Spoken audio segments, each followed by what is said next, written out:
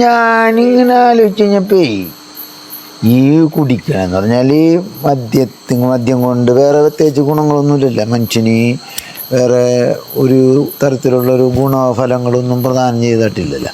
എന്നിട്ടും ഈ മദ്യപാനികൾക്ക് വേണ്ടിയിട്ട് സർക്കാർ മദ്യപാനികൾ ഇങ്ങനെ ക്യൂ നിന്ന് കഷ്ടപ്പെടണമുണ്ടല്ലേ ഈ സർക്കാർ ഇങ്ങനെ ഈ പ്രീമിയം ഷോപ്പുകൾ മുട്ടിന് ഇങ്ങനെ തുറക്കണത്. അപ്പം അവർ കഷ്ടപ്പെടാൻ പാടില്ല ഒരു ചിന്താഗതി കൊണ്ടല്ലേ സർക്കാർ ഇങ്ങനെ ചെയ്യണത്. ഞാനിങ്ങനെ ആലോചിക്കുകയാണ്.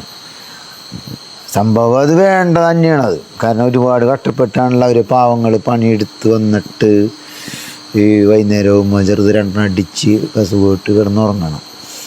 അപ്പം അതിൻ്റെ എല്ലാം.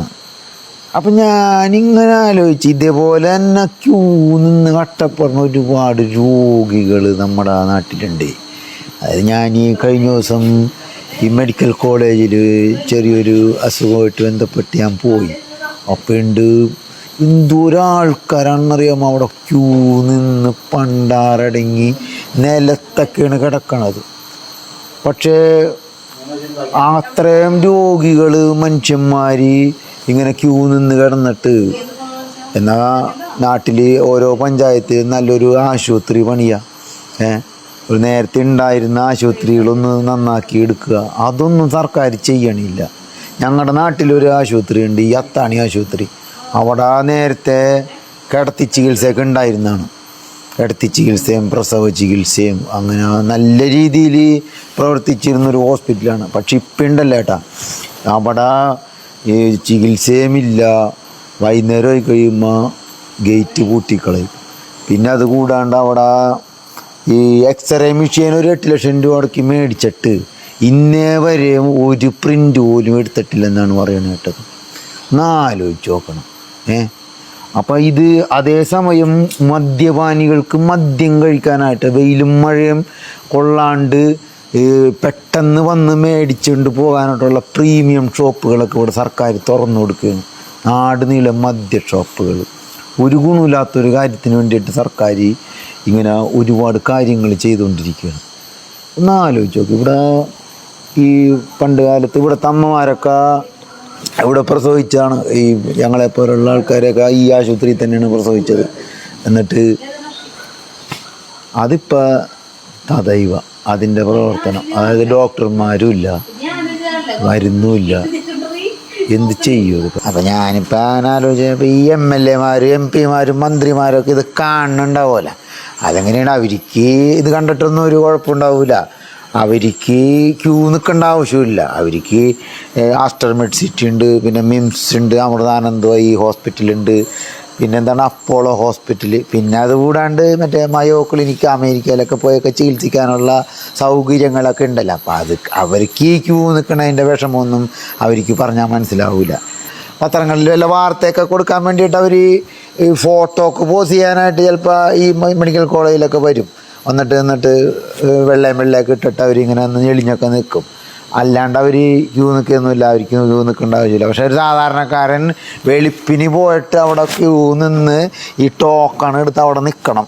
ഈ പറയുന്ന മെഡിക്കൽ കോളേജിൽ പോലുള്ള സാധാരണ ഹോസ്പിറ്റലിൽ ചികിത്സ കിട്ടാണ്ടാകുമ്പോൾ വല്ലതും പണയം വെച്ചിട്ട് ഈ പ്രൈവറ്റ് ഹോസ്പിറ്റലിൽ പോയി ചികിത്സിക്കേണ്ടവരാണ്. അതും പറ്റാണ്ടാവും. ഇത്തിരി മാരകമായ അസുഖമൊക്കെ വന്നിട്ടുണ്ടെങ്കിൽ ഫേസ്ബുക്കിൽ ഈ തെണ്ടേണ്ടി വരും. അക്കൗണ്ട് നമ്പറും പറഞ്ഞിട്ട് എൻ്റെ അക്കൗണ്ടിലേക്ക് എന്തെങ്കിലും സഹായിക്കണമെന്നും പറഞ്ഞിട്ട് തെണ്ടിക്കരഞ്ഞ് പറയണം. ഞാൻ അതും പോരാണ്ട് ഈ 45 ലക്ഷം രൂപയൊക്കെ കിഡ്നി മാറ്റി വെക്കാൻ പറയുകയാണെങ്കിൽ ഈ വഴിയിൽ മറ്റേ ഗാനമേള നടത്തി തെണ്ടണം. എന്നിട്ട് ആ ഗാനമേള നടത്തുന്ന ആൾക്കാർക്ക് അതിനൊരു കമ്മീഷൻ കൊടുക്കണം. എന്താണ് ഇവിടെ നടക്കണം? അപ്പോൾ എനിക്ക് ഇത്ര പറയാനുള്ളത്. എൻ്റെ MLA-മാർ, MP-മാർ, മന്ത്രിമാർ, നിങ്ങളൊന്ന് ഇതൊക്കെ ഒന്ന് കണ്ടിട്ട് നിങ്ങൾ പറയണം. നിങ്ങളിപ്പോൾ ദാരിദ്ര്യമില്ലാത്ത നാടായി എന്നൊക്കെ അങ്ങനെയൊക്കെ പ്രഖ്യാപിച്ചോ. നിങ്ങൾ വേണമെങ്കിൽ അങ്ങനെയൊക്കെ പരസ്യം കൊടുത്തോ. കോടികൾ മുടക്കി നിങ്ങൾ പരസ്യം കൊടുത്തോ. സത്യത്തിൽ ഈ കോടികൾ മുടക്കി പരസ്യം ചെയ്തിട്ടുണ്ടെങ്കിൽ തന്നെ അതിൻ്റെ വിശ്വാസ്യത പോയി. ഒരു ഉൽപ്പന്നത്തിന് നമ്മൾ പരസ്യം ചെയ്താൽ പോയി. ഇത് ആളുകൾ അനുഭവിച്ചിട്ടാണ് പറയേണ്ടത്. അല്ലാണ്ട് കുറേ പണക്കാരെ വിളിച്ചുകൊണ്ട് നിർത്തിയിട്ട് ഇവിടെ ദാരിദ്ര്യമില്ല എന്ന് പറഞ്ഞിട്ട് കാര്യമില്ല. ഇന്നലെ ദാരിദ്ര്യം അനുഭവിച്ചവൻ്റെ ദാരിദ്ര്യം മാറിയിട്ടുണ്ടെങ്കിൽ അവൻ വന്ന് സ്റ്റേജിൽ ഒന്നും പറയണം, സാക്ഷ്യം പറയണം. അപ്പോഴാണ് ദാരിദ്ര്യം ഒരു നാടിൻ്റെ മാറിയെന്ന് പറയാൻ പറ്റുള്ളൂ. അല്ലാണ്ട് കുറേ സമ്പന്നന്മാരുടെ സാക്ഷ്യം പറയലല്ല ഇവിടെ വേണ്ടത്. ഇപ്പം മമ്മൂക്ക വന്ന് ഇവിടെ സാക്ഷ്യം പറഞ്ഞല്ലോ ഇവിടെ ദാരിദ്ര്യം. പക്ഷെ പുള്ളി ഒരു കാര്യം പറഞ്ഞ് ഈ അതിദാരിദ്ര്യമാണ് മാറിയേക്കണത്, ദാരിദ്ര്യം മാറിയിട്ടില്ല എന്നൊക്കെ പറഞ്ഞു പുള്ളി. എന്നിരുന്നാലും ഞാനത് ഈ മമ്മൂക്കക്ക് ഇവിടുത്തെ സാധാരണക്കാരൻ്റെ വിഷം അറിയാമോ? സത്യത്തിൽ അറിയാമോ? ഇവിടെ സാധാരണക്കാരൻ എങ്ങനെയാണ് ജീവിക്കണമെന്ന് അറിയാമോ? മമ്മൂക്ക ഏതെങ്കിലും ഹോസ്പിറ്റലിൽ പോയിട്ട് ഏതെങ്കിലും ആശുപത്രിയിൽ പോയിട്ട് ക്യൂ നിന്നിട്ടുണ്ടോ?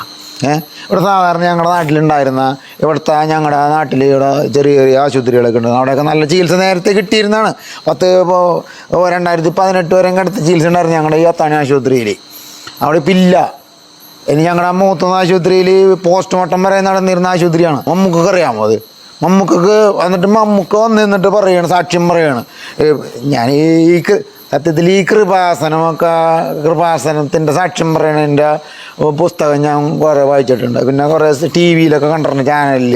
അവർ വന്നിട്ട് രോഗം മാറിയെന്നും പറഞ്ഞുകൊണ്ടും അവർ കാണിക്കും, അഭിനയിക്കണേണ് വന്നിട്ട്. അല്ലാണ്ട് അങ്ങനെ ഒന്നും രോഗം മാറിയിട്ടില്ല. അപ്പോൾ ഇതുപോലെ അല്ലാണ്ട് കൂലിക്ക് കൊണ്ടുവന്ന് വിളിച്ച് വരുത്തിയിട്ട് ഇവിടെ ഇനി നാളെ തുടങ്ങി ദാരിദ്ര്യമില്ല എന്ന് പറഞ്ഞ് ഞങ്ങളുടെ ദാരിദ്ര്യമില്ല ഉണ്ടാവും. അപ്പം നിങ്ങൾക്ക് മാറിയിട്ടുണ്ടാവും. നിങ്ങൾ ഈ MLA-മാരുടെയും MP-മാരുടെയും മന്ത്രിമാരുടെയൊക്കെ ദാരിദ്ര്യം മാറി. അവർ ഈ രാഷ്ട്രീയത്തിലോട്ട് വന്നു കഴിഞ്ഞാൽ ഒരു സ്ഥാനത്തിൽ അധികാര സ്ഥാനത്തിൽ എത്തിക്കഴിഞ്ഞാൽ അവരുടെ ദാരിദ്ര്യം മാറി. അവർക്ക് പിന്നെ കടം മേടിക്കേണ്ട കാര്യമില്ല. അവർക്കൊരു 5 ലക്ഷം രൂപ ആവശ്യം വന്നു പെട്ടെന്ന്, അല്ലെങ്കിൽ ഒരു വേണ്ട ഒരു 10,000 രൂപ ആവശ്യം വന്നു. അവർക്ക് അറിയേണ്ട കാര്യമില്ല. അവർ കുത്തിയാൽ വിളിച്ചാൽ അപ്പം തന്നെ സാധനം വരും അക്കൗണ്ടിൽ. ഞങ്ങളിവിടെ ഗ്യാസുകാരൻ വന്നിട്ടുണ്ടെങ്കിൽ 1000 രൂപ കൊടുക്കണം ഗ്യാസുകാരന്. ഗ്യാസുകാരൻ വന്നിട്ടുണ്ടെങ്കിൽ അത് ആ പൈസക്ക് വേണ്ടിയിട്ട് അയലന്തരം മുഴുവൻ തിണ്ടി നടക്കേണ്ട അവസ്ഥയാണ് ഞങ്ങൾക്ക്. ഞങ്ങളുടെ പെണ്ണുങ്ങളിവിടെ നൈറ്റി നൈറ്റി ഇൻസ്റ്റാൾമെൻറ്റാണ് മേടിക്കണത്. പലചരക്ക് സാധനങ്ങൾ ഇൻസ്റ്റാൾമെൻറ്റാണ് മേടിക്കണത്. നിങ്ങൾ മേടിക്കാറുണ്ടോ? നിങ്ങൾ മന്ത്രിമാരുടെയും MLA-മാരുടെയും വീട്ടിൽ ഇൻസ്റ്റാൾമെൻറ്റ് മേടിക്കാറുണ്ടോ? ഇത്രേ ഉള്ളൂ എനിക്ക് പറയാനുള്ളത്. പ്രീമിയം ഷോപ്പ് നിങ്ങൾ മദ്യപാനികൾക്ക് വേണ്ടി പ്രീമിയം ഷോപ്പ് മേടിക്കാറുണ്ടല്ലോ. അവർ വെയിലും മഴ കൊള്ളാണ്ട് കഷ്ടപ്പെടാണ്ട് ക്യൂ നിൽക്കാണ്ട് പോയി ആവശ്യത്തിനുള്ള സാധനങ്ങൾ എടുത്തിട്ട് ബാക്കറ്റിലിട്ട് കൊണ്ടുവന്ന് കൗണ്ടറിൽ കൊണ്ടുവന്ന് പണം അടക്കാനുള്ള സൗകര്യങ്ങൾ ഒരുക്കിയിട്ടുണ്ടല്ലോ. അതുപോലെ പഞ്ചായത്ത് തോറും പ്രീമിയം ഹോസ്പിറ്റലുകൾ, പ്രീമിയം ആശുപത്രികൾ നിങ്ങൾ തുടങ്ങാത്തതാണ്. അത് തുടങ്ങണം. അത് തുടങ്ങിയേ പറ്റൂ. അങ്ങനെ തുടങ്ങുമ്പോഴാണ് നാട് അഭിവൃദ്ധി പ്രാപിക്കുന്നത്. ആ നാടിൻ്റെ ദാരിദ്ര്യം ഇല്ലാണ്ടാവണം. അങ്ങനെയാണ് എല്ലാവർക്കും സൗജന്യ ചികിത്സ കൊടുക്കണം.